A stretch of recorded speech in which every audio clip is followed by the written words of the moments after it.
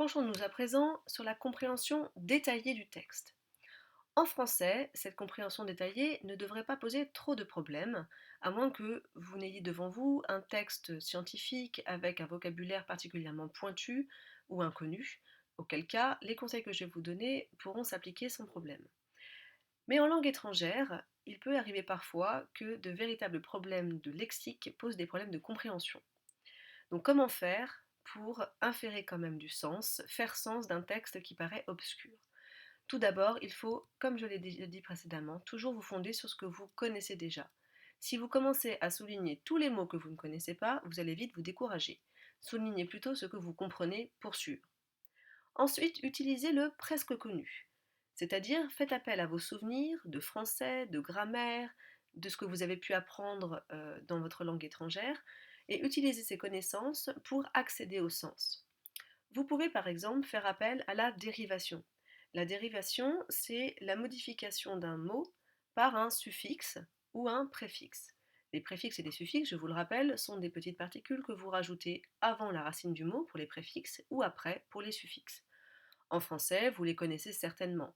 Les suffixes tion, t, man, al, elle, etc. Et les préfixes beaucoup plus courants, anti, para, pro, ante, post, etc., etc. Prenons un exemple, le mot texte peut être modifié par le suffixe l, textuel, le sens reste relativement clair. Il peut être modifié par des préfixes, comme nous l'avons vu avec paratexte, mais ça donne aussi métatexte, hypertexte, hypotexte, etc. Là, le sens est peut-être un peu plus compliqué, mais si vous connaissez la signification des préfixes, cela peut vous aiguiller et vous orienter vers la signification du mot. Cela fonctionne exactement de la même manière en langue étrangère. Les langues ont des préfixes et des suffixes qui peuvent s'appliquer, et c'est à vous d'inférer le sens en utilisant cette connaissance. La nature des mots peut également vous permettre de combler des trous dans la phrase. Par exemple, quelle est la nature du mot que vous cherchez? Est-ce que le mot que je ne comprends pas est un verbe, ou est-ce un nom, ou un adjectif? Est-ce un adverbe? Cela permet déjà d'émettre des hypothèses. Prenons un exemple sur une phrase relativement simple en anglais, avec un mot, bracken en gras, qui vous paraît incompréhensible. Effectivement, ce mot est compliqué. Que faire pour le comprendre? Vous ignorez sa signification, mais vous pouvez facilement déduire qu'il s'agit d'un nom commun. Déjà parce que vous pouvez le remplacer par un autre nom commun dont vous êtes sûr. On pourrait dire The land was covered with grass or with water, par exemple. Il s'agit donc de quelque chose qui recouvre le sol. Ça, c'est le contexte. La première phrase signifie le sol était couvert de. Puisqu'on parle d'un terrain, de forêt, d'animaux, forest, on peut en déduire logiquement qu'une forêt a priori est recouverte d'une plante, de l'herbe, mais ça aurait été le mot grass, donc un autre type de plante.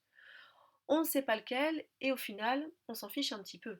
Peu importe qu'il soit recouvert de fleurs ou de je ne sais quoi, l'important c'est que vous ayez compris qu'une plante le recouvre.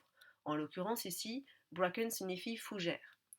Donc vous comprenez que pour une compréhension générale, ce n'est pas très important. Si vous devez faire une analyse littéraire par exemple du texte, et que le mot bracken n'apparaît qu'une seule fois, ce n'est pas fondamental à votre compréhension et ça ne nuira pas à la compréhension. En traduction, effectivement, ça pourrait poser problème si vous ne trouvez pas le sens exact du mot.